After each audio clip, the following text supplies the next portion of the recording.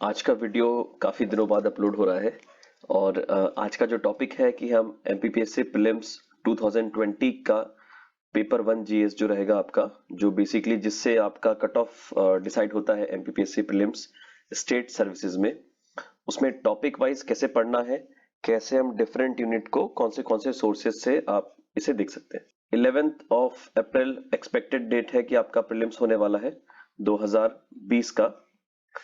और लगभग आज वीडियो अपलोड करने के टाइम से 60 डेज के आसपास का टाइम आपके पास है।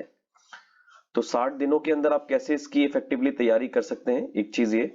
और दूसरी चीज ये कि आप कौन से जो आपकी यूनिट्स हैं उसमें क्या क्या आपका कंटेंट कहाँ से रहेगा और क्या क्या सोर्सेस रहेंगे।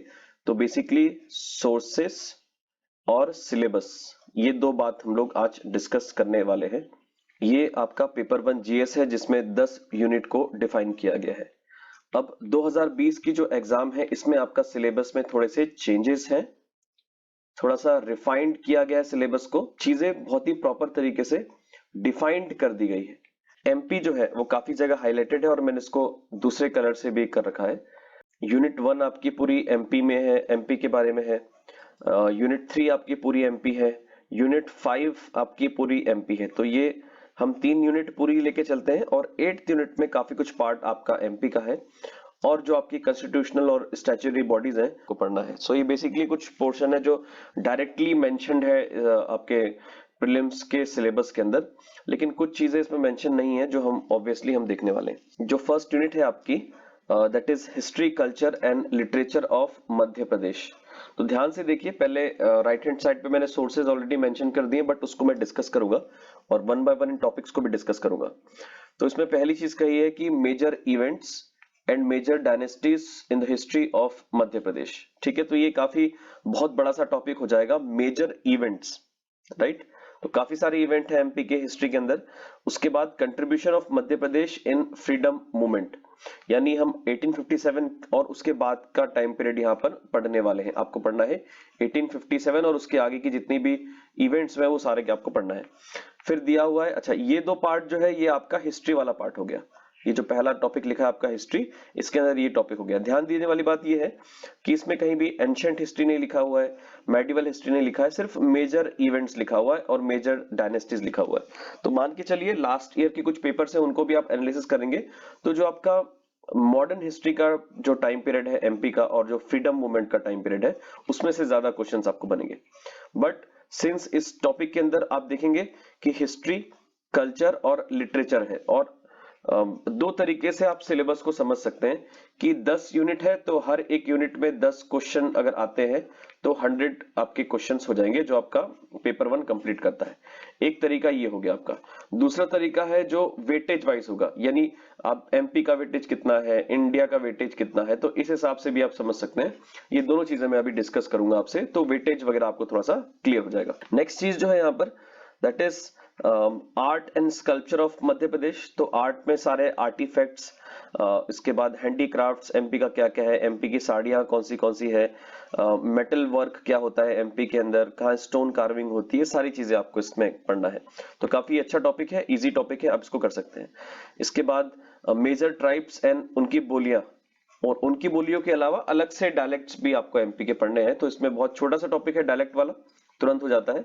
और ट्राइब्स जो है एमपी में काफी सारी ट्राइब है, 46 ट्राइब है मध्य प्रदेश के अंदर, जिसमें से 3 पीवीटीजी ट्राइब्स है, पर्टिकुलरली वनरेबल ट्राइबल ग्रुप है। तो आपको इन सब ट्राइबल की डिटेल पढ़नी है, यानी इनका ओरिजिन कहाँ से हुआ है, इसके बाद इनकी लोकेशन क्या है, इनके डायलेक्ट्स क्या है, इनके फेस्टिवल क्या है, इनके सब ट्राइब्स क्या है। तो ये सारे बहुत सारे डायमेंशंस है, ये आपको इसमें कवर करने हैं। इनके डांसेस क्या है, इनका फेस्टिवल्स कौन से मनाए जाते हैं, एग्रीकल्चर को क्या कहा जाता है, इनके हाउसेस को क्या कहा जाता है। तो सारी चीजें ट्राइब्स के अंदर आपको पढ़नी रहेगी। फिर है मेजर फेस्टिवल्स। तो फेस्टिवल्स एमपी के काफी सारे इंपॉर्टेंट है फेस्टिवल्स, और फेयर्स भी इंपॉर्टेंट है। तो दो चीजें पढ़ेंगे आप, एक तो फेयर ऑफ मध्य प्रदेश पढ़ेंगे, फेयर की लिस्ट पूरी, और फेस्टिवल्स की लिस्ट पढ़ेंगे आप। जैसे खजुराहो फेस्टिवल कब से मनाया जा रहा है, 1976 से मनाया जा रहा है। मध्य प्रदेश समारोह दिल्ली में मनाया जाता है 25th, जब 25 साल हो गए थे मध्य प्रदेश को बनने के बाद, तब दिल्ली में मध्य प्रदेश समारोह मनाया जा रहा है। ऐसे करके सारे फेस्टिवल्स की लिस्ट है। और फेयर जो है 1400 से ज्यादा फेयर एमपी में होते हैं सबसे ज्यादा, उज्जैन डिवीजन में फेयर होते हैं, तो ये सबसे कम होशंगाबाद में फेयर होते हैं डिवीजन के अंदर। सो ये चीजें आपको पढ़नी है, इंपॉर्टेंट फेयर्स। तो ये इजी टॉपिक है, सारे 1400 फेयर याद नहीं करने आपको, आप करीब 50 फेयर याद कर लीजिएगा तो आपका काम हो जाएगा। नेक्स्ट है आपका फोक म्यूजिक, फोक आर्ट, फोक लिटरेचर। तो ये वाला पार्ट ऐसे है, इसमें एक चीजें नहीं लिखी, जैसे फोक है तो फोक के साथ फोक म्यूजिक आ जाएगा, उसके बाद फोक डांस भी आपको पढ़ना है, लिखा नहीं है लेकिन क्वेश्चन पूछे जा सकते हैं। फोक आर्ट पेंटिंग आपको इसमें पढ़नी है। फोक लिटरेचर में 3 पर्सनैलिटी आपको पढ़नी है फोक लिटरेचर के अंदर।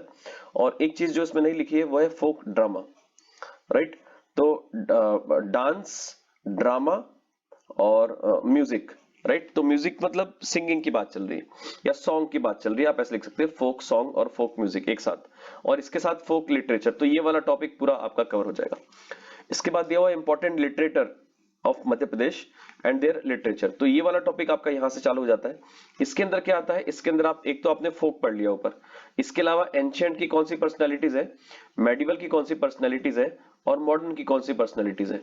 तो एंशिएंट की आपको 3 पर्सनैलिटीज, 3 और 1 आई गेस 4 पर्सनैलिटी एंशिएंट की हो गई, मेडिवल की 3 पर्सनैलिटी और मॉडर्न की 11 पर्सनैलिटी आपको पढ़नी है। इतने में आपका लिटरेचर वाला पार्ट हो जाएगा। Then next topic is religious and tourist places of Madhya Pradesh.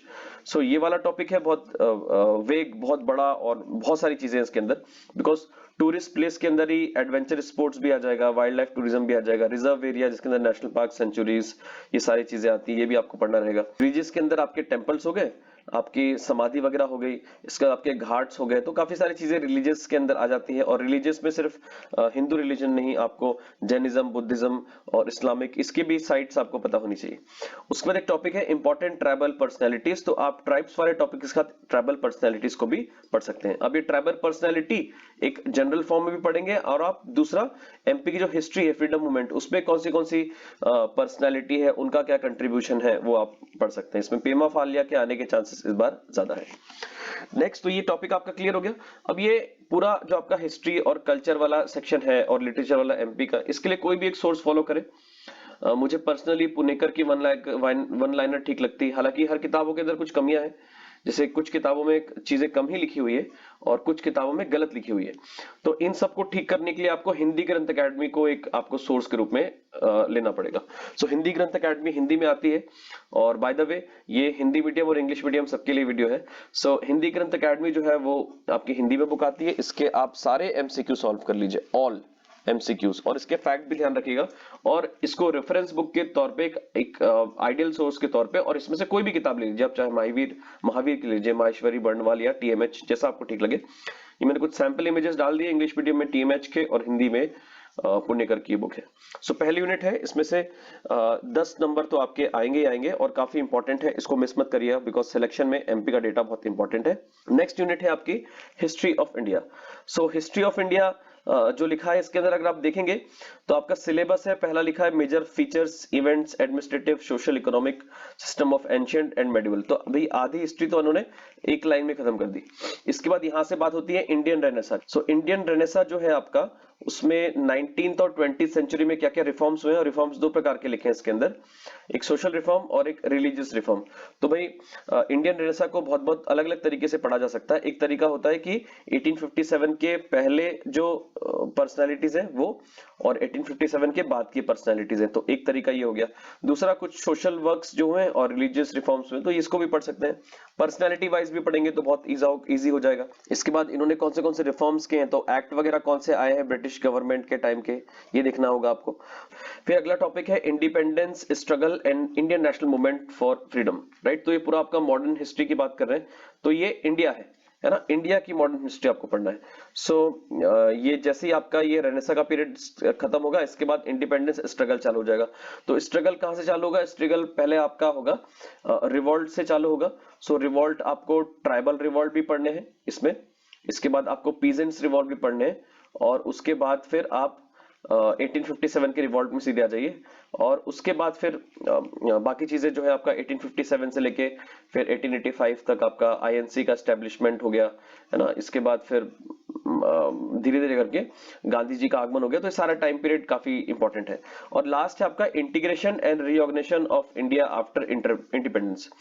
तो ये कोई भी बुक में आपको मिल जाएगा, इजी वाला टॉपिक है, बहुत कुछ चीजें नहीं है इसमें। आपको ये देखना है कि कौन सी कमिटीज वगैरह बनी है इसके लिए। इसके बाद नेक्स्ट जैसे जेवीपी कमेटी है, एसके धार कमेटी है, और फिर फजल अली कमेटी है, ये वाला देखना है। फिर कौन सी जो स्टेट्स हैं, स्टेट्स किस ईयर में बने हैं, तो उनका एक टाइमलाइन बना लीजिएगा आप कि कौन से स्टेट्स कब बने हैं, कौन से नंबर की कौन से स्टेट है। जैसे 28th नंबर का कौन सा स्टेट है, 29th नंबर का कौन सा स्टेट है, ऐसे क्वेश्चन पूछे जा सकते हैं। हालांकि अभी तो 28th ही है, लेकिन 29th कौन सा था ये भी पूछा जा सकता है। तो ऐसे भी आप इसको पढ़ लीजिएगा टॉपिक को, कौन से टूल अपनाए गए थे इंटीग्रेशन के लिए, तो ये वाली प्रोसेस भी आप इसमें पढ़ लीजिएगा। अब इसका सोर्स क्या है, तो सोर्स है सबसे इंपॉर्टेंट है लूसेंट। भाई इसे माने ना माने ये रामबाण है, प्रीलिम्स के लिए एमपीपीएस से निकालना है तो लूसेंट में से काफी सारा डेटा आता है। तो ये पूरी हिस्ट्री आपकी इसमें से कवर हो जाएगी, प्लस इसके साथ कोई आप रेफरेंस बुक भी आपकी पढ़ सकते हैं हिस्ट्री के लिए। हिस्ट्री कहीं से भी तैयार कर सकते हैं। तो पहला वाला टॉपिक भी आपका लूसेंट से हो जाएगा, इसके बाद ये वाला टॉपिक भी लूसेंट से हो जाएगा, ये वाला टॉपिक भी लूसेंट से हो जाएगा। Integration reorganisation of India after independence, इसमें थोड़ा सा पार्ट आप लक्ष्मीकांत से पढ़ सकते हैं, जहां पर आपको ये सारे स्टेट्स की लिस्ट मिल जाएगी। इसके बाद इंटीग्रेशन, और ये सारा टॉपिक जो है जिसमें part A state, part B state, C D, है ना, 3 ग्रुप में स्टेट्स को बांटा गया था भारत जब आजाद हुआ तो उसके बाद। तो और फजल अली कमेटी के बाद इसको वापस फिर स्ट्रक्चर डेटा मिला जिसमें 14 स्टेट्स और 6 यूटीज तैयार हो गए थे। सो आप ये पार्ट एबीसी वाला इंटरनेट से पढ़ सकते हैं, आपको इंटरनेट में बहुत अच्छी इन्फॉर्मेशन इसमें मिल जाएगी। नेक्स्ट है आपका geography of Madhya Pradesh. So geography जो है ये वाला पार्ट जो है आपका, इसमें देखिए एमपी का ही दिया हुआ है। तो एमपी अभी ये 20 नंबर का एमपी हो गया, लगभग 10 नंबर की आपकी हिस्ट्री होगी इंडिया की। इसके बाद इसमें टॉपिक डिवाइड कर रखे हैं, बहुत अच्छी बात है। जैसे फॉरेस्ट लिखा हुआ है, फॉरेस्ट एंड फॉरेस्ट प्रोड्यूस। तो फॉरेस्ट प्रोड्यूस 2 प्रकार के होते हैं, एक होता है मेजर प्रोड्यूस, एक होता है माइनर प्रोड्यूस। उसके बाद वाइल्ड लाइफ ऑफ एमपी, तो वाइल्ड लाइफ से क्वेश्चन पूछे जा सकते हैं कि आईयूसीएन के लिस्ट के बारे में क्वेश्चन आपसे पूछा जा सकता है। रिवर्स ऑफ एमपी काफी बड़ा टॉपिक है। तो एमपी में 207 के आसपास नदियां हैं, और इसमें से आपको मेजरली 10 to 15 रिवर्स ही तैयार करनी है। और इसमें से भी जो मेजर आपकी 4 to 5 रिवर्स हैं उसको आप अच्छे से तैयार कर लीजिएगा, तो वो काफी अच्छे से आपका हो जाएगा। माउंटेन्स एंड माउंटेन रेंजन, यानी यहाँ के लैंडफॉर्म से पूछे जा रहे हैं। तो लैंडफॉर्म से क्वेश्चन ये आएगा कि भाई सबसे ईस्टर्न मोस्ट हिल्स कौन से हैं, है ना। जैसे मान लीजिए राजपिपला हिल्स कहाँ है, कौंतेल की पहाड़ियां कहाँ है, तो ये क्वेश्चन आपसे पूछा जाएगा। तो आपको क्या करना है, आपको इसमें मैप बनाना है ना। मैप से आप इसको पढ़ेंगे तो बहुत अच्छे से हो जाएगा, और बहुत इजी का सा टॉपिक है। एमपी का मैप है, उसमें लोकेट करिए चीजें, तो आपका जल्दी ये टॉपिक याद भी हो जाता है और इसमें कठिनाई नहीं होती है। तो ये आपको मैप से पढ़ेंगे तो ज्यादा अच्छे से हो जाएगा। उसके बाद क्लाइमेट ऑफ एमपी है, तो बहुत इजी सा टॉपिक है, इसमें भी कुछ ज्यादा चीजें है नहीं। Then natural and mineral resources, तो देखिए बेसिकली रिसोर्सेस के अंदर तो बहुत सारी चीजें आती है। अगर हम रिसोर्स की बात करेंगे तो जैसे वाटर रिसोर्स है, यानी रिवर भी आपका एक रिसोर्स हो गया, सॉइल भी आपका एक रिसोर्स है, फॉरेस्ट भी आपका रिसोर्स है, और वेरी इंपॉर्टेंट आपके मिनरल्स भी आपके रिसोर्स है। तो ये कुछ रिसोर्सेज होते हैं जो विच आर वेरी इंपॉर्टेंट, भाई वो किसी भी एरिया के डेवलपमेंट में ये चीजें ध्यान दी जाती है। तो यहाँ पर अलग से लिखा हुआ नेचुरल रिसोर्सेज, तो river is a natural, soil, forest जो ऑलरेडी मेंशन है, सॉइल इसके अंदर आ गया, इसका सबसेट हो गया सॉइल, तो इसको ध्यान रखिएगा। और मिनरल रिसोर्सेज, तो मिनरल है एमपी में करीबन 25-26 मिनरल है एमपी में जो इकोनॉमिकली एक्सट्रैक्ट किए जाते हैं ओर्स में से, और इसमें से आपको कुछ मिनरल्स ध्यान रखना है। इसमें से इंपॉर्टेंट चीज जो मिनरल में आएगी वो आपको आपके माइन वगैरह है उसकी नाम आपको याद रखना है। उसके बाद जैसे आपको डिस्ट्रिक्ट का नाम आपको याद रखना है, ठीक, और स्मॉलेस्ट बिगेस्ट ये सब चीजें याद रखना है। फर्स्ट एक्सट्रैक्शन क्या हुआ है, कोल माइन का रीजन है, आपको ध्यान से याद रखना है। 2 कोल माइन का रीजन है, ये एरियाज क्या क्या है कोल माइन के, राइट। तो सुहागपुर हो गया सबसे बड़ा, सिंगरौली सबसे डेप्थ है पूरे एशिया में, सबसे डीपेस्ट कोल माइन है और वर्ल्ड में सेकंड है। तो ये चीजें आपको थोड़ी बहुत याद रखनी पड़ेगी। तो ये आपका टॉपिक यहाँ से हो जाएगा। उसके ट्रांसपोर्टेशन इन एमपी है, तो इसमें से भी एक क्वेश्चन हर साल आता है, लास्ट ईयर भी आया था 2019 में भी, इस साल भी आने की संभावना है। और जो नेशनल हाईवेज वगैरह है वो नए नेशनल हाईवे अपडेट हो गए तो उसको अपडेट कर लीजिएगा। नेशनल हाईवेज जो है इसको ध्यान से पढ़ लीजिएगा, स्टेट हाईवे पढ़ लीजिएगा थोड़ा बहुत। ट्रांसपोर्टेशन के अंदर 3 चीजें आपको पढ़नी है एमपी के अंदर। एक तो रोड हो गया आपका, रोड ट्रांसपोर्ट, इसके बाद आपका रेलवेज हो गया, और तीसरा है आपका एयर ट्रांसपोर्ट। सो ये 3 चीजें पढ़ेंगे, तो इसको करंट अफेयर से जोड़ के पढ़ लीजिएगा। बाकी नेशनल हाईवेज को अच्छे से तैयार कर लीजिएगा। खासकर आपको पता होना चाहिए नेशनल हाईवे कौन सी सिटीज से गुजरता है, किस किस को कनेक्ट करता है, उसकी थोड़ी लेंथ हाईएस्ट लोएस्ट, है ना। ये कुछ चीजें चेंज हो गई। NH44 पढ़ लीजिएगा अच्छे से, NH46 पढ़ लीजिएगा, 135 डबल भी पढ़ लीजिएगा, तो ये सब चीजें आपकी क्लियर हो जाएगी। इसके बाद major irrigation and electrical projects in Madhya Pradesh. तो कुल मिला के एनर्जी सिनेरियो की बात चल रही है ना, कि भाई एमपी में एनर्जी सिनेरियो क्या है, ये आपका इलेक्ट्रिकल प्रोजेक्ट जो लिखा हुआ वो यही बात है, वो गलत तरीके से लिखा हुआ है। तो एनर्जी के अंदर आप हाइडल एनर्जी एमपी में, उसका क्या स्टेटस है। इसके बाद आपका नेक्स्ट थर्मल एनर्जी, इसका क्या स्टेटस है। फिर उसके बाद सोलार और विंड। तो ये कुछ चीजें हैं, आपको अच्छे से पढ़नी है और थोड़ा बहुत आइडिया आपको बायो एनर्जी का भी एमपी में होना चाहिए। फिर इरिगेशन प्रोजेक्ट है, तो प्रोजेक्ट के डायरेक्ट क्वेश्चन आते हैं इरिगेशन के अंदर। कैसे डायरेक्ट क्वेश्चन आते हैं, जैसे पूछा जाएगा कि भीमगढ़ जो डैम है वो कहाँ पर है। तो ये भीमगढ़ वेरी इंपॉर्टेंट एक आपका टॉपिक हो गया। इसके बाद मोहनपुरा डैम कहाँ पर है, बिकॉज इनॉग्रेशन अभी रिसेंटली हुआ था, है ना। तो ये चीजें कुछ आपसे पूछी जा सकती है। तो बहुत सारे ऐसे आपको पता होना चाहिए। और इरिगेशन कैपेसिटी क्या है ना, नेट इरिगेटेड एरिया कितना है एमपी का, ये सब चीजें आपको पता होनी चाहिए। नेक्स्ट है एग्रीकल्चर और उससे रिलेटेड चीजें, जैसे एग्रोलाइट सेक्टर के अंदर एनिमल हस्बेंड्री और एग्री बेस्ड इंडस्ट्रीज इन मध्य प्रदेश। तो देखिए इसमें इंडस्ट्रीज एक्सप्लिसिटली नहीं लिखा है, सिर्फ एग्रो बेस्ड इंडस्ट्रीज लिखा हुआ है। लेकिन एग्रो बेस्ड के साथ आप अदर इंडस्ट्रीज भी पढ़ लीजिएगा, बिकॉज वो भी इंपॉर्टेंट है। जैसे मिनरल बेस्ड इंडस्ट्रीज होती है आपकी, वो पढ़ लीजिएगा। आपकी फॉरेस्ट बेस्ड इंडस्ट्रीज होती है, आपकी हैवी इंडस्ट्रीज होती है। फिर डिफेंस सेक्टर की इंडस्ट्रीज एमपी में लगी हुई है अलग अलग जगह, तो वो भी आपको देखना है ना। फिर सेंट्रल गवर्नमेंट के साथ साथ स्टेट गवर्नमेंट की इंडस्ट्रीज वगैरह, फर्टिलाइजर इंडस्ट्री और पीथमपुर और इसके आसपास इंडस्ट्रियल एरिया कैसे डेवलप हो रहा है, एमपी के इंडस्ट्रियल एरिया कैसे डेवलप हो रहे हैं, ये सारी चीजें आपको इसमें पढ़नी रहेगी। Agriculture and agro allied sector के अंदर जो टॉपिक है उसके अंदर एग्रीकल्चर तो एक आ गया आपका। तो एग्रीकल्चर में सारे डायमेंशंस आप कवर कर लीजिएगा कि भाई एग्रीकल्चर का क्लासिफिकेशन क्या है, क्या स्टेटस है, रैंकिंग क्या है, कौन एक एक क्रॉप्स लीजिए और क्रॉप्स के सारे डायमेंशन पढ़ते जाइए, आपका सिलेबस हो जाएगा। सो एनिमल हस्बेंड्री के अंदर लाइफ स्टॉक का डेटा जो आपका आया है 2019 का लाइफ स्टॉक सेंसस, उसको आप अपडेट कर लीजिए 2019, बिकॉज काफी दिनों बाद आया, 2012 के बाद अभी अपडेट हुआ है डेटा। तो ये आपको डेटा पूरा क्लियरली याद होना चाहिए। बाकी ठीक है, थोड़ा बहुत फिशरीज वगैरह देख लीजिएगा। इसका लाइफ स्टॉक सेंसस है, इसका एक सिनॉप्सिस है, आधे पेज का सिनॉप्सिस रहेगा, उसी में से क्वेश्चंस आपको बनने वाले हैं। नेक्स्ट है आपका geography of the world and India. So basically ये सारे टॉपिक्स जो है वो सारे आपके इन किताबों से हो जाएंगे, जो भी रेफरेंस बुक एमपी की रेफर कर रहे हैं। और इसमें मेन चीज ये आप है कि हिंदी ग्रंथ अकेडमी को एक आइडियल मान के चले कि भाई उस बुक से काफी कुछ आपको आने वाला है, इसको ध्यान रखिएगा। हालांकि इनके साथ आपको एमसीक्यू भी सॉल्व करना जरूरी है ना। एमसीक्यू पैरेलली चलते रहेगा तो बढ़िया रहेगा। Geography of the world and India जो लिखा है उसके अंदर कंटेंट्स लिखे हैं, जैसे physical geography of the world and India, दोनों चीजें, natural resources, social geography, economic geography. तो ये बहुत अच्छी बात है, इसको डिफाइन कर दिया गया है। जैसे फिजिकल के अंदर physical features, natural reasons, forest, mineral, water, ये सेम चीजें है ना। जैसे नेशनल पार्क सेंचुरी लिखा हुआ है, तो भाई एमपी का भी आपको नेशनल पार्क और सेंचुरी पढ़ना है, बहुत इंपॉर्टेंट है। This is an important thing, ये आपको पता होनी चाहिए सारी की सारी। फिर सोशल ज्योग्राफी है, तो इसके अंदर आपको सेंसस कहा गया है, तो सेंसस आपको एमपी का भी सेंसस पता होना चाहिए और वर्ल्ड और इंडिया का भी पता होना चाहिए। फिर इकोनॉमिक ज्योग्राफी के अंदर major industries, modes of transport, natural human resources, ये भी आप थोड़ा सा चार्डी वगैरह पढ़ लीजिएगा। और ये सारे टॉपिक जो कॉन्टिनेंट्स हैं, कंट्रीज हैं, ओशन, रिवर है, इसमें करना क्या है, कुछ नहीं है, सारे कॉन्टिनेंट लेना है, ठीक। उसके अंदर ओशियन कौन से हैं, रिवर कौन से है, सबसे ऊंचा माउंटेन कौन सा है, सबसे डीपेस्ट रीजन कौन सा है, सबसे बिगेस्ट रिवर कौन सी है ना। ये सारी चीजें आपको पता होनी चाहिए। उसका स्ट्रक्चर कैसा है कॉन्टिनेंट का, वहां पर कौन से डेजर्ट्स हैं, ये सारी चीजें पता होना चाहिए। नेचुरल रिसोर्सेज में सेम जो हमने देखा एमपी में, वैसे ही आपको वर्ल्ड में पढ़ना है, इंडिया में पढ़ना है। और conventional and non conventional energy sources, ये बेसिकली आपका एनर्जी का सिनेरियो जो हमने डिस्कस किया अभी, कि थर्मल हो गया आपका, हाइडल हो गया, विंड एनर्जी हो गई आपकी, इसके बाद आपका सोलार एनर्जी हो गया, बायो एनर्जी हो गया, ये सारे आपको कवर करने हैं। और इसको अलग से कवर करेंगे, जैसे कन्वेंशनल कौन से जो यूज किए जा रहे हैं, नॉन कन्वेंशनल जो फ्यूचरिस्टिक है, जैसे ocean thermal energy conversion.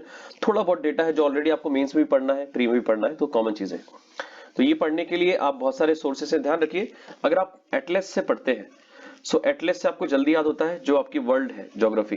World geography को याद करने का सबसे बढ़िया तरीका क्या है, एटलस रखिए साइड में, इसके साथ एक बुक रखिए और बुक से पढ़ते जाइए, एटलस में प्लॉट करते जाइए। एटलस को रंग बिरंगी सतरंगी बना दीजिए और उसको बार बार रिवाइज करिए, इसी से आपको बहुत जल्दी चीजें याद हो जाएगी।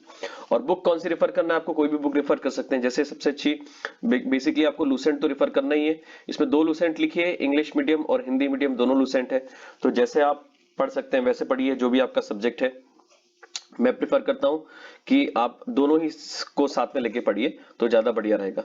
इसके बाद वर्णमाल जी की किताब आती है और ये किताब सारी भूगोल की है, सारी आपकी ज्योग्राफी हिंदी इंग्लिश दोनों में आती है। इंडियन ज्योग्राफी के लिए पेरियार मुझे पर्सनली बहुत अच्छी किताब लगती है, तो आप इसको पढ़ सकते हैं। इसके अलावा जो भी किताब आपको अच्छी लगती है, माजिद हुसैन है या फिर जो भी किताब आपको ठीक लगती है, एनसीईआरटी पढ़ लीजिए 11-12 की, जो भी आपको ठीक लगे सोर्सेस आप अपने हिसाब से इसके लिए कर सकते हैं। ध्यान रखिएगा लूसेंट में चीजें आपको कंसाइज फॉर्म में मिल जाएगी और आपका जल्दी हो जाएगा सिलेबस। इसको आपको रिवाइज करना है बस, है ना, ये ध्यान दीजिएगा। और एटलस का प्रयोग करें तो आपका वर्ल्ड और इंडियन ज्योग्राफी अच्छे से हो सकती है। फिर है एमपी का अलग से टॉपिक दिए हैं, एक तो पॉलिटी ऑफ एमपी और इकोनॉमी ऑफ मध्य प्रदेश। पिछले साल काफी सारे क्वेश्चन इसमें से आए थे और हर साल इसमें से क्वेश्चन आते ही हैं। और ये छोटे से टॉपिक दिख रहे हैं लेकिन है बड़े खतरनाक टॉपिक है, बिकॉज इसमें आपको पूरी लिस्ट याद करनी है। यानी फर्स्ट गवर्नर कौन है, लास्ट गवर्नर कौन है ना। इसमें कुछ स्पेसिफिक, अगर फीमेल कोई है तो उनके लिए स्पेसिफिक कि कौन से नंबर के हैं, अभी करंट वाले कौन से नंबर के हैं, कौन से आर्टिकल से इनका एस्टेब्लिशमेंट हुआ है, ये सारी चीज आपको पता होनी चाहिए। तो कॉन्स्टिट्यूशनल सिस्टम के अंदर काउंसिल ऑफ मिनिस्टर्स, तो प्रेजेंट जो आपका काउंसिल ऑफ मिनिस्टर्स है, प्रेजेंट गवर्नर है, लेजिस्लेटिव असेंबली का कंपोजिशन क्या है, हाई कोर्ट कब स्टैब्लिश हुआ था, हाई कोर्ट की बेंचेस कब स्टैब्लिश हुए थे, ये सारी चीजें आपको क्लियरली होना चाहिए। हमारे चीफ जस्टिस कौन है, कितने मेंबर हैं इसमें, फीमेल अभी एक ही मेंबर फीमेल है तो उनका नाम पता होना चाहिए। फिर 3 टायर सिस्टम जो है, पंचायती राज और अर्बन एडमिनिस्ट्रेशन, इसका भी काफी सारा डेटा है, आप इसको ध्यान से पढ़िएगा, वेरी इंपॉर्टेंट। और इकोनॉमी की बात करेंगे तो पहला आपका सेंसस और डेमोग्राफी हो गया, जैसा आपने वर्ल्ड और इंडिया में देखा था उसी प्रकार का। देन एक टॉपिक है economic development of Madhya Pradesh. तो इसका मतलब ये है कि एमपी के अंदर कौन सी स्कीम्स जो है वो सरकार स्कीम्स लेके आई है, ऑलरेडी लिखा है नीचे वेलफेयर स्कीम्स, लेकिन फिर भी इकोनॉमिक डेवलपमेंट में कौन सी स्कीम्स है ऑलरेडी। पीछे आपने ट्रांसपोर्ट वगैरह है, तो ये भी आप एमपी का जब ट्रांसपोर्ट पढ़ेंगे तो ये भी सारी चीज हो जाएगी और मिसेलेनियस वाली चीजें इसके अंदर आने वाली। फिर एमपी की मेजर इंडस्ट्रीज भी आ जाएगी, जो ऑलरेडी मैंने बोला आपको कि पहले आपने एग्रो बेस्ड इंडस्ट्रीज पढ़ी थी और आप इसके अलावा मेजर इंडस्ट्रीज भी आप इसमें कवर कर लेंगे। फिर कुछ नई चीजें हैं, जैसे कास्ट ऑफ मध्य प्रदेश एक नया टॉपिक लिखा हुआ है, इसके अलावा एससी एसटी ट्राइब्स, ये सारी की सारी आपको पढ़नी रहेगी। तो ये सारा आपको इन किताबों के अंदर ये चीजें मिल जाएगी। हो सकता है कुछ चीजें ना मिले लेकिन मैक्सिमम चीजें आपको कवर हो जाएगी इन सब किताबों के अंदर, तो 10 नंबर इसमें से आपके बनने वाले हैं। नेक्स्ट चीज है आपका पॉलिटी एंड इकोनॉमी, इंडिया की बात चल रही है। तो आपके कुछ टॉपिक्स हैं जो यहाँ तक आपके टॉपिक लिखे हैं, पॉलिटी वाले टॉपिक हैं, जिसमें इन्होंने एक्सप्लिसिटली डिफाइन कर दिया है कि गवर्नमेंट ऑफ इंडिया एक्ट 1919 और 1935, ये दो आपको पढ़ना है। इसके अलावा अदर एक्ट्स भी देखिए, अदर एक्ट्स भी आपको याद होना चाहिए, जैसे डायरकिएट प्रोविंसेस है ना, it was abolished in 1935 government of India act. तो ऐसे कुछ क्वेश्चंस पूछे जा सकते हैं आपसे, जैसे सुप्रीम कोर्ट कौन से एक्ट से एस्टेब्लिश हुआ था। तो बाकी चीजें भी आपको पढ़नी है, इग्नोर नहीं करना, बिकॉज कॉन्स्टिट्यूशन लिखा हुआ है यहाँ पे। अब कॉन्स्टिट्यूशन वर्ड लिखा हुआ है तो इसका मतलब है पूरा कॉन्स्टिट्यूशन आपको पढ़ना है। नेक्स्ट है आपका कॉन्स्टिट्यूएंट असेंबली। कॉन्स्टिट्यूशन असेंबली कैसे बनी थी, कितने दिनों में बनी थी, है ना, कितने दिनों में अपनी सबमिट की थी रिपोर्ट्स, जितनी भी आपकी कमिटीज वगैरह है जो इस पे बनने के लिए, बेसिकली ड्राफ्टिंग कमेटी से क्वेश्चन काफी पूछे जाते हैं, स्टीयरिंग कमेटी के कौन से चेयरमैन, ये सब क्वेश्चन आपसे पूछे जाएंगे। फिर union executive, president and parliament, इसको आप लक्ष्मीकांत से पढ़ लीजिए, बहुत अच्छे से तैयार हो जाएगा। और इसके अलावा जो मेन चीजें हैं वो आप लूसेंट से भी पढ़ सकते हैं। तो लक्ष्मीकांत और लूसेंट का कॉम्बो लेके चलिए तो आपका ये टॉपिक कवर हो जाएंगे। फिर फंडामेंटल राइट, डीपीएसपी, ये सारे टॉपिक्स ऑलरेडी आपको कवर करने हैं। इसमें प्रियम्बल नहीं लिखा लेकिन वो भी आपको पढ़ना है। इंपॉर्टेंट कॉन्स्टिट्यूशनल अमेंडमेंट्स आपको पढ़ने हैं, ये आपके लूसेंट में से हो जाएंगे।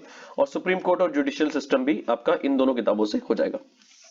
नेक्स्ट है Indian economy, industrial development, foreign trade, export import, ये आपका ये भी टॉपिक इजी है, ये सारा इसमें से कवर हो जाएगा। इसमें से थोड़ा करंट का डेटा आप इसमें ऐड करें तो बढ़िया रहेगा कि भाई करंट में हमारा फॉरेन ट्रेड क्या चल रहा है, इंपोर्ट एक्सपोर्ट हमारा क्या है, ट्रेड डेफिसिट में हम किस नंबर पे है। फिर फाइनेंशियल इंस्टीट्यूशंस लिखे हुए हैं, जैसे आरबीआई लिखा हुआ है, सारे नेशनलाइज्ड बैंक है इनके बारे में, तो इसमें बैंकों की हिस्ट्री थोड़ी सी पढ़ लीजिएगा, मर्जर कब कब हुए हैं, नेशनलाइज्ड बैंक कौन से, एनपीए कितना है परसेंटेज अभी, ये सब पढ़ लीजिएगा। उसके बाद सेबी और एनएससी और एनबीएफआई, ये भी आपका लिखा हुआ है।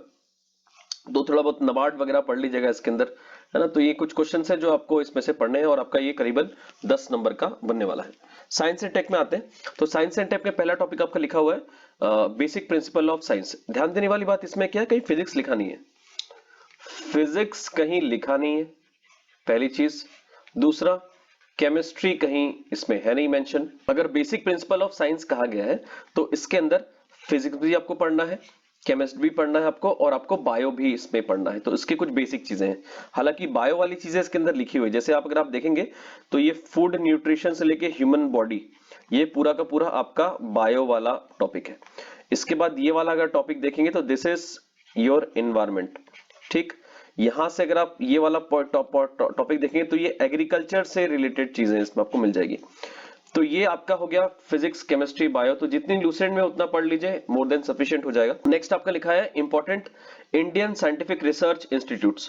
सो आपका जो मेंस का पेपर है, मेंस के अंदर जितने भी इंस्टीट्यूशंस हैं वो सारे इंस्टीट्यूशंस आप तैयार कर लीजिएगा प्री के हिसाब से, तो आपका मेंस भी तैयार हो जाएगा और प्री में भी वो टॉपिक इंपॉर्टेंट है, जैसे ICAR, CSIR, तो इससे हर साल क्वेश्चन एक ना एक क्वेश्चन कुछ ना कुछ पूछे जा सकते हैं। फिर हेल्थ पॉलिसी एंड प्रोग्राम्स तो लिखा ही हुआ है साइंस एंड टेक्नोलॉजी के फील्ड में, इसके लिए आप विकासपीडिया है वेबसाइट, उसको अच्छे से तैयार कर लीजिए, उसमें से काफी चीजें आपको मिल जाएगी और भी बहुत सारी चीजें जो इंटरनेट पे अवेलेबल है, या फिर कोई मैगजीन ले लीजिए, उसमें से आपको चीजें कवर हो जाएगी। और लास्ट में देखिए थोड़ा सा आपको डिजास्टर मैनेजमेंट भी दे दिया है जो मेंस में आता है। तो इसमें पॉल्यूशन जो कि इन्वायरमेंट का टॉपिक है और नेचुरल डिजास्टर और मैनेजमेंट हो गया, तो आपका पूरा डिफाइंड हो गया सिलेबस। इसमें कुछ चीजें अलग से दी है, जैसे सैटेलाइट दिया हुआ है और स्पेस टेक्नोलॉजी दी है। तो भाई स्पेस टेक्नोलॉजी जो है उसको आपको पढ़ना है, तो इसरो जो है बेसिकली इसरो के पूरा कंप्लीटली इसरो और इसरो का पूरा कंट्रीब्यूशन आप इसमें तैयार कर लीजिएगा, तो आपका ये टॉपिक हो जाएगा। बाकी इन्वायरमेंट है जिसके अंदर बायोडाइवर्सिटी, इन्वायरमेंट, इकोलॉजिकल सिस्टम है, ये सब आप थोड़ा थोड़ा सिलेक्टिव रीडिंग आप शंकर IAS से कर सकते हैं, सिलेक्टिवली करिएगा, बहुत ज्यादा पढ़ने की आवश्यकता नहीं है इससे, ठीक है। तो ये आपका इन्वायरमेंट और इकोलॉजिकल सिस्टम के बारे में हो जाएगा। फूड न्यूट्रिशन, ये सारी चीजें आपकी लूसेंट से कवर हो जाएगी, ये वाली कोई दिक्कत नहीं है। एक नया टॉपिक है इसके अंदर एग्रीकल्चर प्रोडक्ट टेक्नोलॉजी, इसके लिए कोई ऐसे डेफिनेट नोट्स नहीं है, इंटरनेट से आपको सर्च करके इसको पढ़ना रहेगा। इसके बाद फूड प्रोसेसिंग है, तो फूड प्रोसेसिंग प्लांट क्या होता है, इसकी टेक्नोलॉजी क्या होती है, तो MP में भी क्या है, इंडिया में भी क्या है, तो ये आपका फ्यूचर क्या है, इसके लिए इन सब के लिए गवर्नमेंट ने कौन सी स्कीम्स लेके आए, पॉलिसीज क्या है इसके अंदर वो देखेंगे आप, कोई एक्ट या रूल्स रेगुलेशंस है, तो ये सारी चीज आपको इसके अंदर कवर करनी रहेगी, तो आपका ये साइंस एंड टेक का पेपर बन जाएगा। बहुत सारी चीजें हैं जो आपको TMH की जो साइंस एंड टेक की किताब आती है, हिंदी मीडियम में इंग्लिश में दोनों में आती है, ये किताब से काफी सारी चीजें इसमें से कवर हो जाएगी, खासकर इसरो वाला टॉपिक कवर हो जाएगा। साइंस आपकी लूसेंट से हो गई, तो बेसिकली पूरा टॉपिक, जैसे डिजास्टर मैनेजमेंट है तो NDMA की जो वेबसाइट है ना, नेशनल डिजास्टर मैनेजमेंट अथॉरिटी, इसकी वेबसाइट पे जाइए आप और ये पूरा टॉपिक आपका कवर हो जाएगा। बहुत ध्यान से सुनिएगा, ये वेबसाइट बहुत अपडेटेड है, सो बहुत अच्छी चीजें इसके अंदर लिखी है। बाकी पॉल्यूशन हो गया, ये आपका शंकर IAS से हो जाएगा। उसके बाद बिकॉज एक क्वेश्चन पॉल्यूशन से लास्ट ईयर भी आया था, इस बार भी आने की संभावना है, तो ये पूरे टॉपिक आप इसमें से कवर कर सकते हैं। और बाकी जो आपके रिसर्च इंस्टीट्यूट्स हैं, जो मेंस वाले हैं, जो प्री में पूछे जाएंगे, वो उनको आपको इंटरनेट से 1 बाय 1 कर लीजिएगा, और काफी सारे रिसर्च इंस्टीट्यूट्स के अंदर कवर किए गए, तो this book is very nice. Next है करंट अफेयर्स और international current affairs, national current affairs also, यहाँ मध्य प्रदेश भी लिख दिया इन्होंने।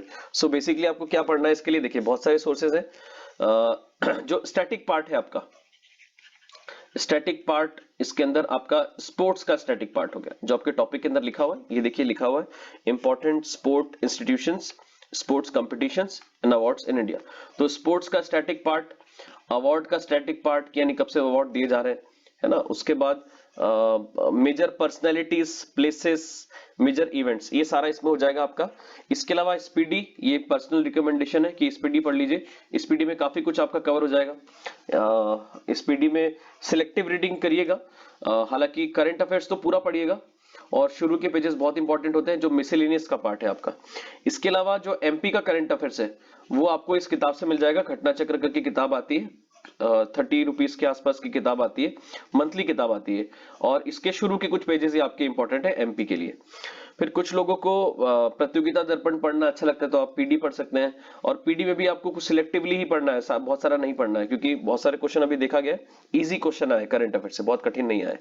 और ये बुक काफी अच्छी लगी मुझे, APL पब्लिकेशन की है, इसमें MP का करंट अफेयर्स और स्पोर्ट्स वगैरह दिया है।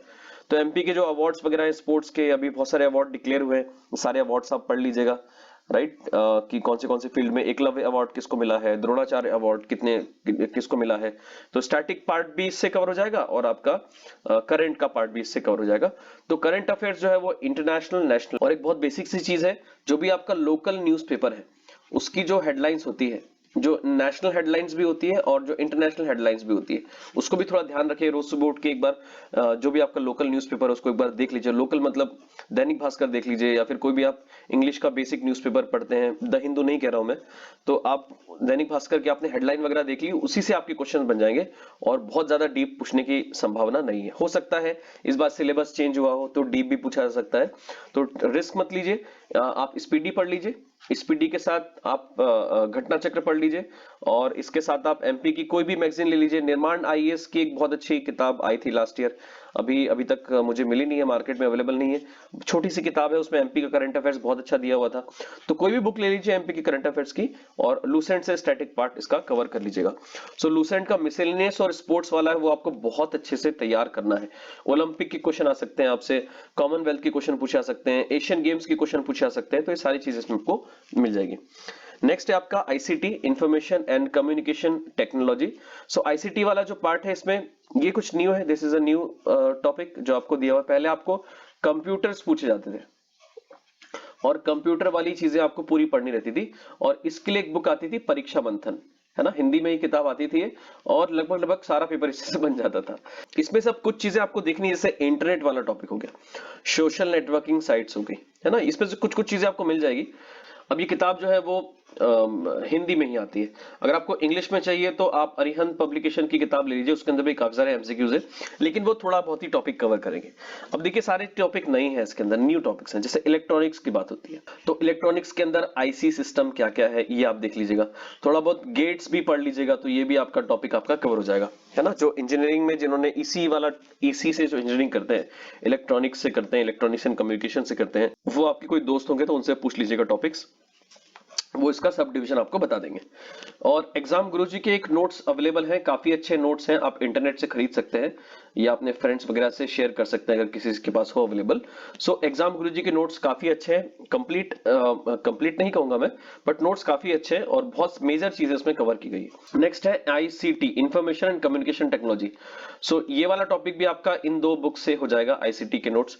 फिर रोबोटिक्स है, तो इनमें आपको करंट का डेटा भी ऐड करना है, तो स्टैटिक वाला भी ऐड करना है कि रोबोटिक क्या होता है, और इसके करंट का भी डेटा ऐड करना है। जैसे आपने सबने सुना होगा सोफी करके एक रोबोट है, राइट, जिसको यूएई ने सिटीजनशिप दी हुई है, तो ये भी आपको पता होगा। उसके बाद आर्टिफिशियल इंटेलिजेंस, साइबर सिक्योरिटी, ये टॉपिक नए हैं, ई गवर्नेंस। तो बेसिकली क्या किया हुआ है, जो मेंस है ना, मेंस का सिलेबस उसको प्री के साथ जोड़ दिया गया, तो ये मेंस में काफी अच्छे से आपको पढ़ना है, जो ये आपको प्री के अंदर है। E commerce websites, e commerce वाला जो टॉपिक है इसके अंदर आपको एग्जांपल्स वगैरह सारे ई कॉमर्स के याद रखने पड़ेंगे। सोशल नेटवर्क साइट्स कौन से कहाँ की क्या है, इंटरनेट का कैसे इवोल्यूशन हुआ, एपी वर्जन 4 वर्जन 6, है ना, कौन सी साइट्स कब बनी थी, याहू कब बनी थी, गूगल कब बनी है, फेसबुक कब बनी है, सब आपको देखना रहेगा। साइबर सिक्योरिटी के लिए आईटी एक्ट जो है उसके बारे में थोड़ा बहुत आपको पता होना चाहिए कि आईटी एक्ट जो है वो 2000 में आया था ना, तो इसके अंदर क्या क्या चीजें है, और ई गवर्नेंस जो है उसको कैसे अप्लाई किया जाता है। मेजोरिटी ऑफ द चीजें जो है इसके अंदर वो विकासपीडिया.com से आपको मिल जाएगी। ठीक है, किस टॉपिक की बात करूं मैं आपको, ई गवर्नेंस की। इसके अलावा आईसीटी वाला जो टॉपिक है इसके लिए आप एग्जाम गुरुजी के नोट्स देख लीजिएगा, और साइंस एंड टेक्नोलॉजी जो टीएमएच है इसमें से काफी कुछ कवर हो जाएगा। ये सारा टॉपिक जो है आपको वो गैदर करना पड़ेगा, बिकॉज ये नया टॉपिक है और अभी कोई बहुत डेफिनेट किताब मार्केट में अवेलेबल नहीं है जो सारी चीजों को कंसाइज करके बताए आपको। ठीक है, सो इंटरनेट का सहारा आप लीजिए और इंटरनेट से आप इसके नोट्स तैयार करिए। थोड़ा सा समय लगेगा, लेकिन कोई एक रेफरेंस के तौर पे उसमें नोट्स ऐड करिए, ऐसा नहीं कि शुरू से चालू करेंगे तो थोड़ा टाइम ज्यादा लगेगा। नेक्स्ट है आपका कमीशंस और बॉडीज, जो नया टॉपिक है, this is also a new thing in the syllabus, तो आपको ये चीजें ध्यान रखनी है। अब इसमें ध्यान दीजिएगा कि इसके लिए भी जो अवेलेबल सोर्सेस हैं, इंग्लिश मीडियम और हिंदी मीडियम के अंदर एग्जाम गुरुजी के अच्छे नोट्स हैं। इंटरनेट पे बहुत सारे पीडीएफ्स वायरल हो रहे हैं, टेलीग्राम में इधर उधर भेजे जा रहे हैं। इंडियन पॉलिटी जो आपकी लक्ष्मीकांत है, इसमें से भी आप पढ़ सकते हैं। ये किताब अच्छी है तक्षशिला की, आप इसमें से देख सकते हैं। इसमें एमसीक्यूज भी दिए हुए हैं, तो एमसीक्यू जितना सॉल्व करेंगे उतना ही अच्छा है आपके लिए। फिर लूसेंट में से आपका काफी सारी बॉडीज हो जाएगी, तो ध्यान दीजिएगा। इन सबसे रिलेटेड कोई एक्ट आया हुआ है क्या, इन सब के आर्टिकल्स वगैरह कहाँ मेंशन हुए हैं ये आप देख लीजिएगा। इसमें फर्स्ट और करंट आपको कौन है, पर्सनालिटी, चेयरपर्सन, मेंबर्स, इनका कंपोजिशन क्या है ये आप देख लीजिएगा। कुछ स्पेसिफिक इनके जो वर्क है वो आप देख लीजिएगा। इस प्रकार के क्वेश्चन इसमें से बनने की संभावना है। और इसमें से एमपी कुछ चीजें पढ़नी, जैसे state election commission, public service commission ये आपको पढ़ना है, और SC/ST कमीशन एमपी के अंदर, फिर वुमेन कमीशन एमपी के अंदर, फिर HSRC आपको पढ़ना है, स्टेट ह्यूमन राइट कमीशन, ये आपका हो जाएगा। फिर कैग एमपी में है, वैसे अकाउंटेंट जनरल का ऑफिस है आपका ग्वालियर के अंदर, तो वो आपको पढ़ना है। Food preservation commission Madhya Pradesh के अंदर है, तो ये आपको पढ़ना है। तो ये कुछ जो कमीशंस इंडिया में है उसी के रिलेवेंट आपको एमपी में भी इसका डेटा पढ़ना रहेगा। सो ये आपके 10 यूनिट हो गई। इसके सोर्सेज मैंने आपको बता दिए। कुछ चीजों पे चले जाते हैं, जैसे क्या क्या आपको किताब रखनी है। और by the way this is your second paper, very important, 40 number लेके आने, फेल मत होइएगा, नहीं तो पहले पेपर के मार्क्स काउंट नहीं होंगे। और आप में से जो लोग फॉरेस्ट की तैयारी कर रहे हैं, तो फॉरेस्ट वालों को इसमें काफी अच्छा स्कोर करना है। अगर फॉरेस्ट वाले इसमें मान के चलिए 85 स्कोर करते हैं, 85, और पहले पेपर के अंदर वो 80 स्कोर करते हैं। अब इसमें जो ये टॉपिक लिखे हैं जैसे कंप्रीहेंशन हो गया, तो इसके लिए RS अग्रवाल जी की किताब आती है इंग्लिश वाली, उसको आप रेफर कर सकते हैं। अगर आपको नहीं रेफर करना है तो कोई बात नहीं, बिना पढ़े भी आप इसको जा सकते हैं। उसके बाद जो बाकी चीजें हैं ये सब चीजें आप ऑलरेडी कर लेंगे। और हिंदी लैंग्वेज तो बहुत ईजी आती है, तो ये पेपर बहुत ईजी आता है, पर्सनली मुझे बहुत टफ नहीं लगता है। और आप भी थोड़ा बहुत बेसिक मैथ्स 10th लेवल की, हर जगह लिखा हुआ 10th लेवल।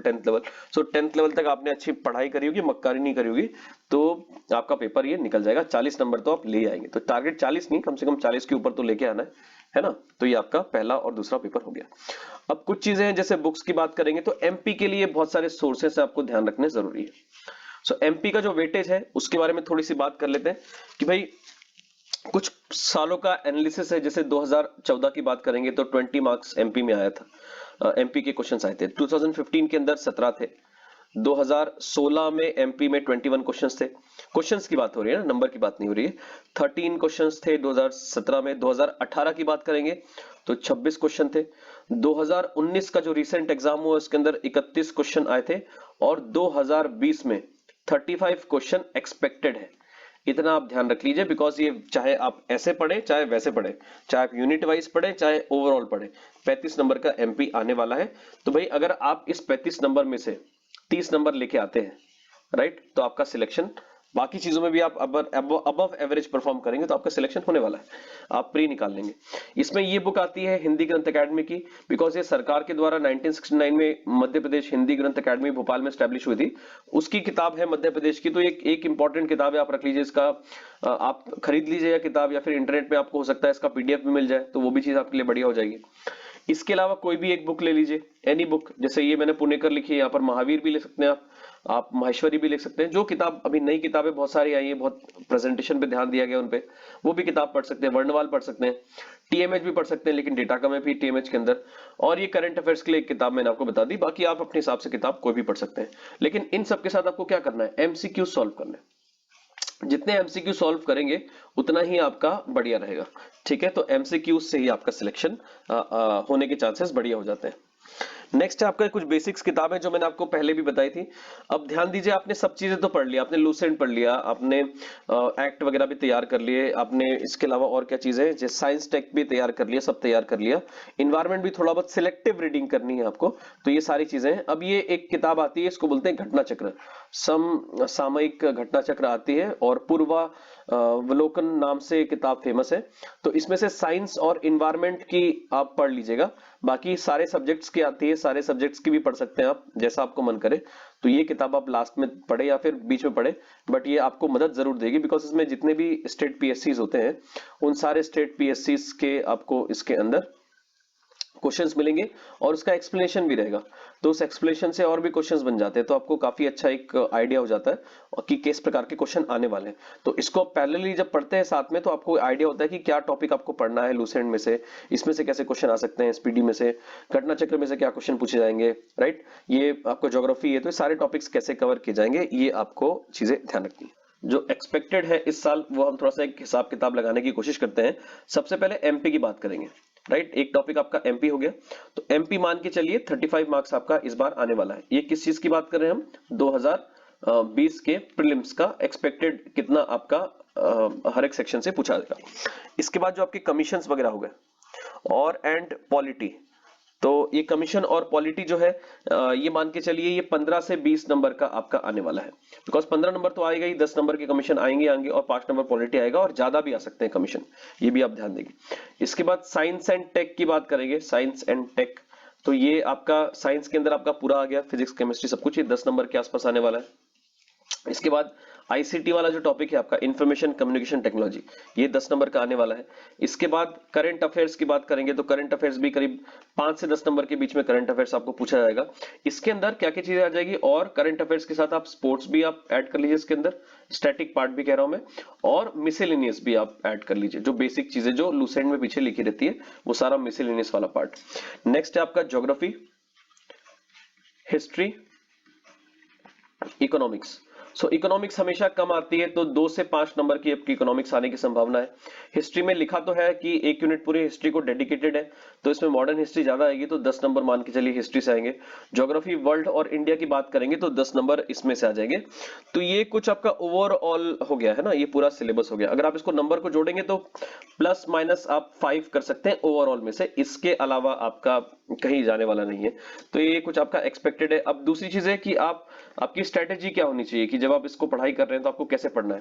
तो ध्यान दीजिएगा, अगर आपने कमीशन और पॉलिटी अच्छे से तैयार कर लिया, पहली चीज, इसके बाद आपने एमपी अच्छे से तैयार कर लिया, दूसरी चीज, तीसरा आपने आईसीटी अच्छे से तैयार करा है, इसके बाद आपने आपने स्पोर्ट्स का जैसे स्टैटिक पार्ट तैयार कर लिया, ठीक, इसके बाद आपने मिसेलेनियस वाला पार्ट तैयार कर लिया।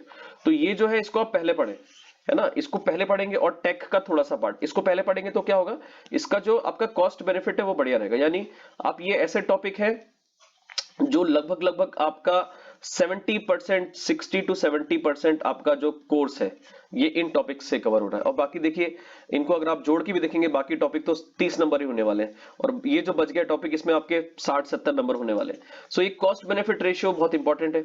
हिस्ट्री में आप मगअप करना चालू करते हैं, इंडस वैली सिविलाइजेशन पढ़ते हैं, और उसके बाद धीरे धीरे आगे बढ़ते हैं, ऋग वैदिक में पढ़ते हैं, तो आप बहुत बोर हो जाते हैं। तो ऐसा ट्रेडिशनली पढ़ाई करने की आवश्यकता नहीं कि पहले पेज से स्टार्ट करो आखिरी पेज में खत्म करो, ये बिल्कुल सही तरीका नहीं है। सही तरीका क्या होगा आपका कि आप इन सब टॉपिक्स को देखिए और इनको पहले खत्म करिए, और उसके बाद ये सारे टॉपिक करिए। हालांकि इनको पैरेलली पढ़िए वो भी ज्यादा अच्छा है, लेकिन ये आपके टॉपिक सारे पहले कवर हो जाने चाहिए। उसके बाद कम से कम 60 टेस्ट आपको देने हैं, 60 टेस्ट लगाइए। आपको ऐसा है कि ये टाइम बीइंग आपको पूरा करना है, टाइम में बैठना है, आपको तैयारी प्रॉपर 2 आवर्स का यूटिलाइजेशन करना है। इसके अंदर आप एमसीक्यूज को सॉल्व करेंगे, और ओएमआर शीट जो आपकी है या फिर जेरोक्स जो भी आप निकलवाते हैं, जैसा भी आप जहां से भी पढ़ रहे हैं ऑनलाइन ऑफलाइन, तो ओएमआर शीट भी फिल करिए, ये आपको बहुत फायदा देने वाला है। इसके बाद एमसीक्यू सॉल्व करना बहुत इंपॉर्टेंट है, जो भी पढ़ा है उसका एमसीक्यू सॉल्व करिए। तो दिन को आपको मैनेज करिए। अभी देखिए 60 डेज का टाइम है ना, तो 60 दिन को हम कुछ डिवाइड करने की कोशिश करेंगे कि 60 दिन को कैसे इफेक्टिवली आप डिवाइड कर सकते हैं। तो बहुत सारे तरीके होते हैं पढ़ने के। एक बेसिक तरीका मैं आपको बता रहा हूं कि 60 डेज को आप डिवाइड करिए 30, 20 और 10 में, ठीक है। तो पहला जो 30 डेज है यानी फरवरी का जो महीना है पूरा, फरवरी के महीने के अंदर आपको इस पूरा सिलेबस खत्म करना है। एक बार पूरा सिलेबस पढ़ना है आपको 1 महीने के अंदर। इसमें करंट अफेयर्स आप छोड़ सकते हैं, करंट अफेयर्स थोड़ा बहुत पढ़ लीजिए, और जैसे ही फरवरी खत्म होगा तो करंट अफेयर्स पढ़ना चालू करिए। जैसे करंट अफेयर्स डेली पढ़ना है ना, मिसेलेनियस पार्ट आपको डेली पढ़ना है, तो ये भी आपका काफी इंपॉर्टेंट है। एक साथ नहीं हो पाता है, धीरे धीरे हो पाएगा, लेकिन बाकी चीजों को आपको 1 महीने के अंदर कवर करना है, पूरे फरवरी के एंड तक या मार्च के इनिशियल टाइम पे। उसके बाद अगले 20 दिन में आपको क्या करना है, अगले 20 दिन में आपको फिर से इसको रिवाइज करना है, फिर अगले 10 दिन में आपको फिर से रिवाइज करना है, और जैसे ही आपके लास्ट के 10 दिन रहेंगे उसको 10 दिन के अंदर आप कोशिश करिए 5-6 दिन में रिवाइज हो जाए। और फिर 1 घंटे में एक सब्जेक्ट करो, जैसे 1 घंटे लिया पूरा एमपी रिवाइज कर लिया, 1 घंटे लिया आपने कमीशन पॉलिटी रिवाइज कर लिया। और जितना आप ग्रुप स्टडी में अगर आप पढ़ते हैं तो बहुत फायदा होता है आपको, ग्रुप स्टडी का बहुत इंपॉर्टेंट है। ग्रुप स्टडी में बातें नहीं करनी, ग्रुप स्टडी के अंदर पढ़ना है पहले, और उसके बाद उसको डिस्कस करना है। तो discussion is very important group study. तो ग्रुप स्टडी में 50 लोग नहीं होने चाहिए, 4 से 5 लोग हैं, तो बहुत बढ़िया ग्रुप स्टडी होती है। तो ये कुछ बेसिक चीजें थी, ध्यान दीजिएगा। इसके अलावा जैसे टाइगर एस्टिमेशन रिपोर्ट है ना 2019 की, इसको आपको पढ़ लीजिएगा। इसके बाद लाइफ स्टॉक सेंसस 2019 का अपडेट हुआ है, ये पढ़ लीजिएगा। नेशनल हेल्थ प्रोफाइल एनएचपी पूछा तो नहीं है, लेकिन एक बार पढ़ लीजिएगा, ऊपर ऊपर से देख लीजिएगा। इसके बाद फॉरेस्ट का नया डेटा है आईएसएफआर 2019, ये भी आप पढ़ लीजिएगा, तो आपका सिलेबस कवर हो जाएगा। सो बेसिकली कुछ चीजें थी मेरी तरफ से।